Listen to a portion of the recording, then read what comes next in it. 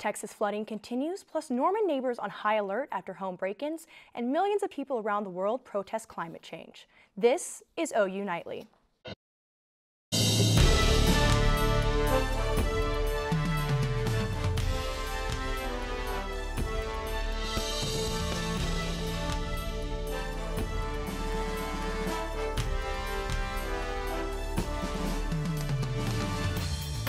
Hello, thanks for watching OU Nightly. I'm Taylor Wynn. And I'm Madison Lewis. We begin tonight with breaking news. NFL star Antonio Brown in some hot water. OU Nightly's James Myers joins us with what happened. James? Madison and Taylor, after a circus of events in Oakland and amidst rape and sexual assault allegations while in Boston, the Patriots, released Antonio Brown from the team.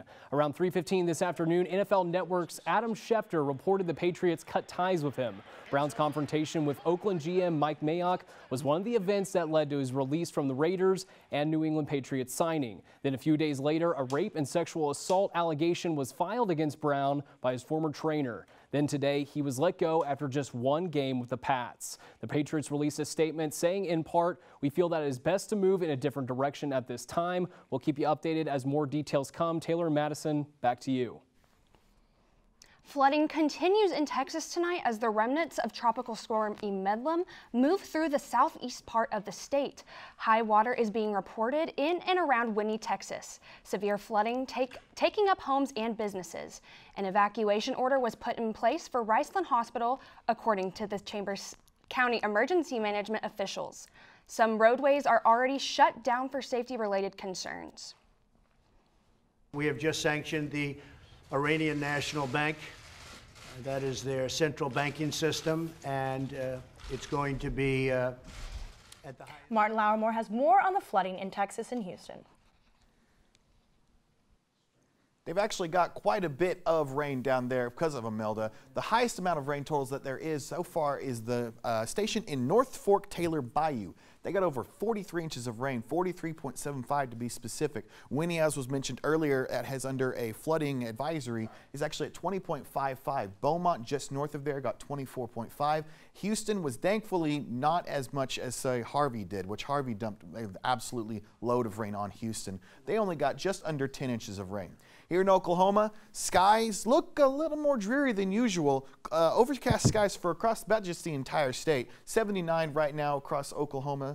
Temperatures are very beautiful. We're going to see what we've got for all across the area, and we're going to be seeing some extra temperatures we're going to be having next week.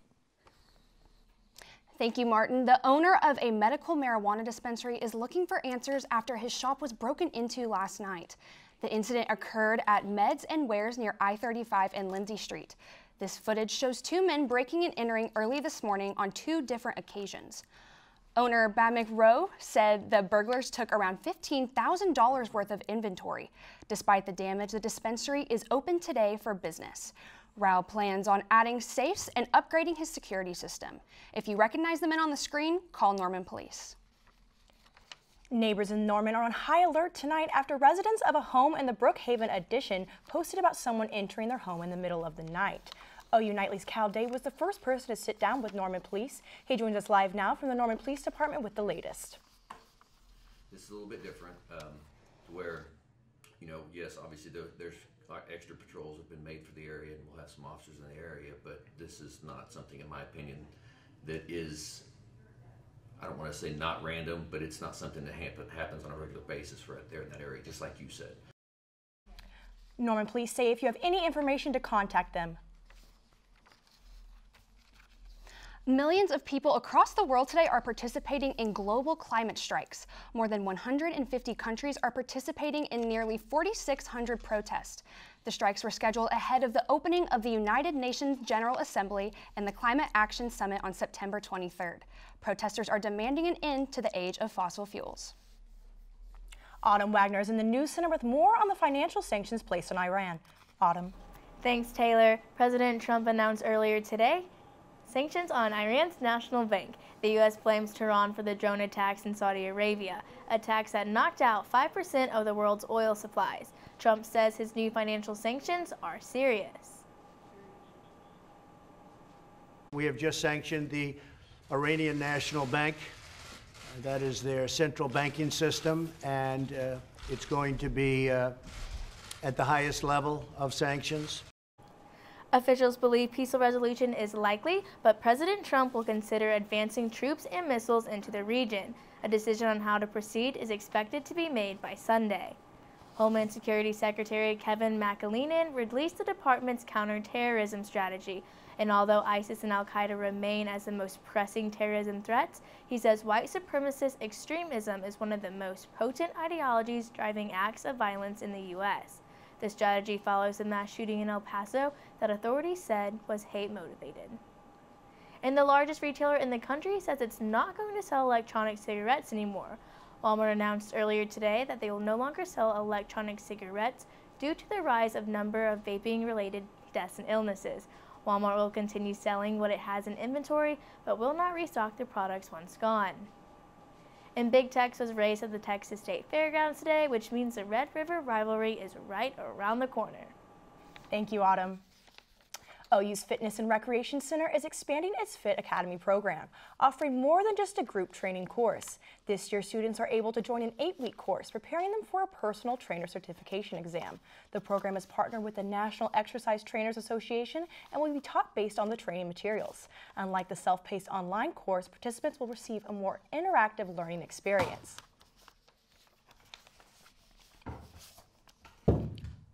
Through NADA, students get discounts both on the course and the exam, and will meet weekly with the exception of OU Texas Weekend.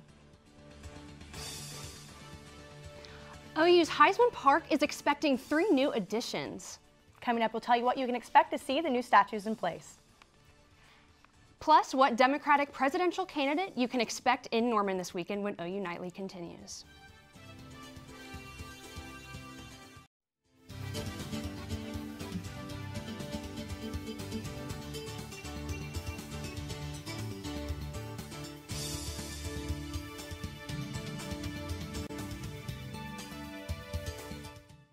New additions to OU's Heisman Park are currently in the works.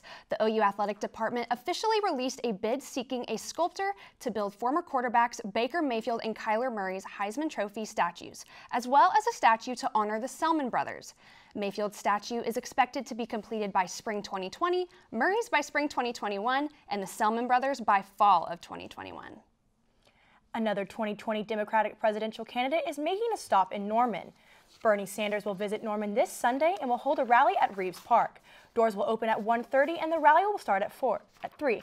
And if you can't make it Sunday afternoon, Sanders will also hold another rally Sunday night at the 28th Annual Comanche Nation Fair Powwow in Lawton at 7 p.m. Both events are free and open to the public, but people are encouraged to RSVP to either event. They come in peace, so far. Why 75 people made the journey to a rural town in Nevada when OU Nightly continues. Also, we're going to be getting some rain this weekend and some cooler temperatures. What's going to happen after the move out? Find out after the break. Good afternoon, Sooners. It's a bit of a dreary sky out there, but for right now, luckily, no storms to be seen as of right now, but we're looking into later down the road where we are going to be possibly seeing some storms. But for right now, we're looking at mainly just all these storms that are just down by the south and in the eastern part of the state. They have gotten quite a bit of rain actually as of recently. These storms were actually upwards to here and now they've moved down. But this storm, this is what's left of Imelda anyways. It's not really anything more tropical that we could see of right now, because right now it is just a conglomerate really of just storms. It's all around the entire state. Looking at these temperatures, very nice temperatures in the eastern part of the state, 72 in McAllister, and it's the heat of the day.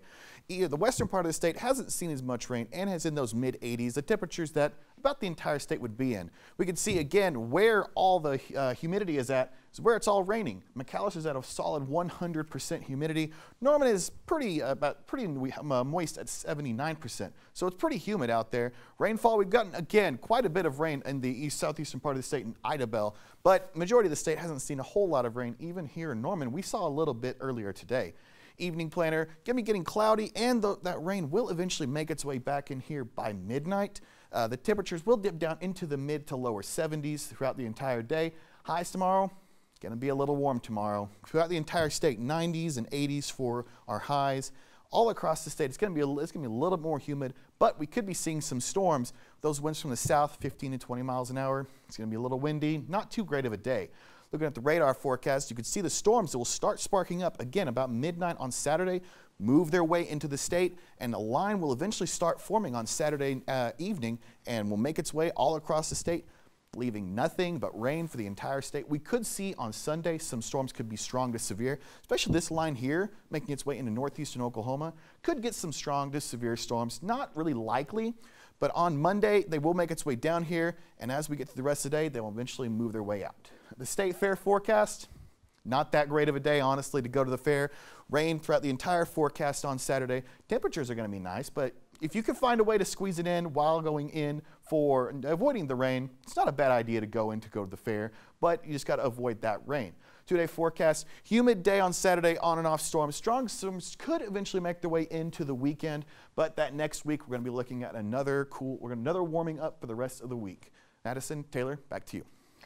Well, I know it's rainy, but seeing 70-degree weather again sure is nice. I mean, it's nice, but the humidity, not for it. Yeah. And what started as a viral internet meme has now become a reality. The Storm Area 51 Facebook event got over 2 million RSVPs when it was created earlier this summer. This morning, about 75 people gathered at the gates of the once secret military base. Attendees are only able to get in selfie distance, but areas nearby the base are holding festivals to commemorate the event. As of this afternoon, it has been reported that 2 people have been detained. Well, that's all the time we have for news this Friday night, but don't go anywhere. James Myers and the Big Friday Sports team is here with a preview. Coming up in Big Friday Sports, the Sooners have a bye week. We'll take a look at the year so far. Plus, we have a last-minute finish sure to dazzle you next.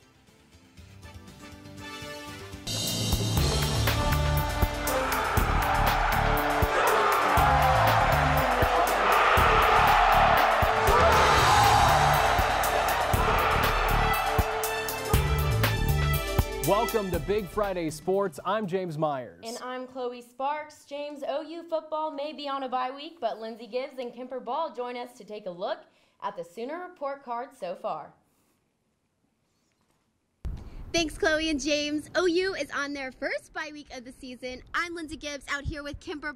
We want to talk about how the Sooners have done so far this season. Kemper, what stood out to you most about offense? Oklahoma's offense is known to be such a powerhouse. What stood out to you most so far? I think there's a lot to like about the OU offense so far this season. Jalen Hurts is looking fantastic. The receiving core is looking just as great as we expected. But what's impressed me the most has been the play from the offensive line. I think a lot of people expected us to take a step back in that regard after last season, having sent 4 players to the draft. But we have reloaded. We've only allowed 2 sacks through the first 3 games. We're giving Jalen and the running backs plenty of room, creating plenty of holes for them to run through. I've really been impressed with the offensive line so far. And as far as defense, we've seen some action on both sides, the offense and the defense. Oklahoma's defense isn't looking bad. What stood out to you so far? Well, they're definitely making improvements, and I think we need to temper our expectations a little bit going into some of these high-powered Big 12 offenses we're going to see over the next few weeks. The defensive line is doing their job, putting a lot of pressure on opposing quarterbacks, but it's the play from the corners that has really impressed me, especially Parnell Motley, who is leading the country in yards per cover with just 0.7 yards. That's pretty impressive, especially from where he was last year. If we can keep that level of play going into the Big 12 play, I think we should have an easy road to the Big 12 championship. Oh, absolutely. And speaking of Big 12 play, what games are you most excited to see other than OU Texas, of course? Well, OU Texas is obviously the big one. That's the big question mark on the schedule every season. And I like our odds against Tech next week. I'd be a little bit more nervous if we were in Lubbock. You know, it's always a shootout with them, but I think the home field advantage is going to help us a lot. The games that I'm the most nervous about are those teams just north of us, Kansas and Kansas State. They scare me right now. Both of them are coming off impressive wins. Kansas at Boston College, Kansas State at Mississippi State. Those are good wins and 2 teams that are looking much improved from last season. I feel like one of them is going to ruin somebody's season. I just hope it's not us. Thanks, Kemper. And don't forget to watch Game Day U next weekend when we face Tech live from 8 to 10 a.m. Follow us on all social media on Instagram, Facebook, and Twitter. Back to you guys in the studio. Even though the Sooners are off this week, Saturday should still be a fun day for football fans. James, Texas A&M played stout defensively 2 weeks ago against top-ranked Clemson. Chloe, that's true, but they played abysmally on offense. This week, they face a good Auburn team in College Station at 2:30 p.m. Auburn's quarterback Bo Nix has been improving so far this season and is facing his first in-conference game of the year. Texas A&M is favored in this game by 3.5 points. September isn't even over, and we have a top 10 matchup this weekend when Notre Dame travels south to play Georgia. This should be a huge matchup for both teams and could make or break the Irish's case for the playoffs. Last time these two squared off was in 2017 when the Bulldogs won by 1 point. This one should be a thriller. Kickoff is tomorrow night at 7 p.m. James, in case you didn't know, Oklahoma State has the top rusher and receiver in the country right now. Chuba Hubbard, Tylan Wallace, and the Cowboys travel to Austin, Texas to fight the 12th-ranked Longhorns tomorrow at 6:30 p.m. Texas currently has the 5th worst passing defense in America. We will see how DBU plays against the nation's best receiver tomorrow night. And for the rest of the Big 12, Iowa State hosts Louisiana Monroe at 11 a.m. And the battle for the Iron Skillet happens at 2:30 tomorrow when TCU hosts rival SMU in Fort Worth. Kansas kicks off conference play by hosting West Virginia at 3:30, and Baylor has an in-state matchup against Rice at 2:30. OU, Texas Tech, and K-State will enjoy time off with a bye week. Chloe, I hope you weren't studying too much last night because Tulane and Houston was a thriller. Oh, I was up for that. Watch here as Tulane runs a fake knee late in the fourth quarter for a massive gain by Amari Jones, but it doesn't end there. Then quarterback Justin McMillan wound up and nailed Oklahoma State transfer Jalen McCleskey, and this man would not go down. Tulane wins this one 38-31 in spectacular last-minute fashion. Coming up on Big Friday Sports, something that hasn't happened in the NFL for 30 years is occurring this weekend. Find out why people might not want to bet on some really good teams next. Thursday night football, James. Last night, the Jaguars played the Titans.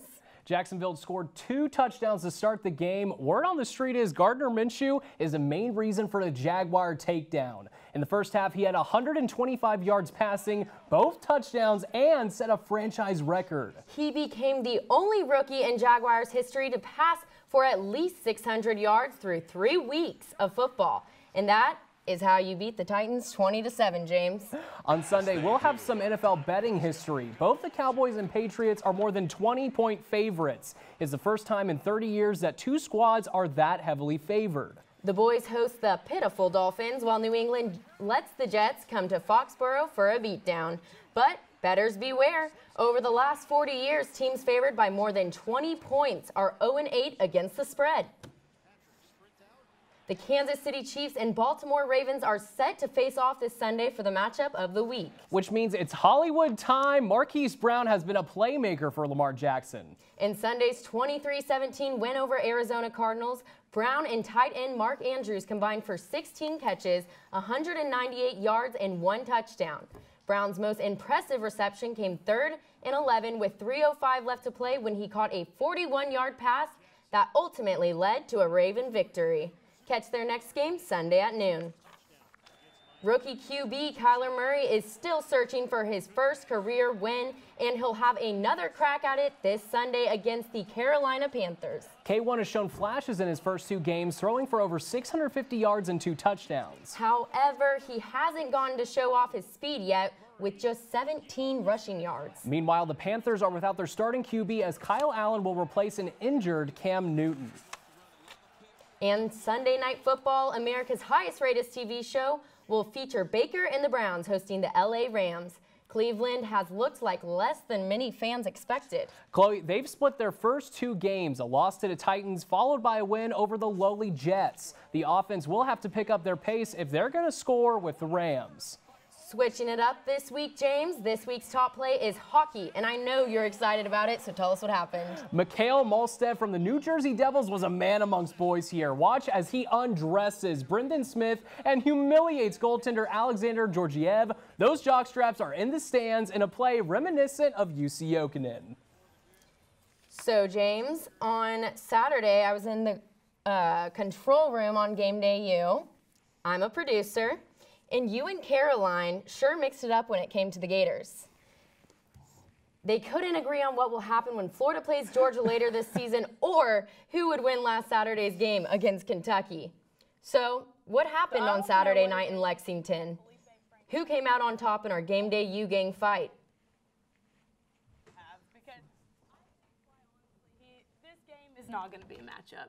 Georgia's going to run up and down the field all over Florida's defense, and their offense doesn't have anything that can back them up. It's going to be a blowout. Felipe Franks is unreliable, and Kentucky went 10-3 last year. You know, they're one of those teams that always comes in with the upset, so I expect them to do the same tonight.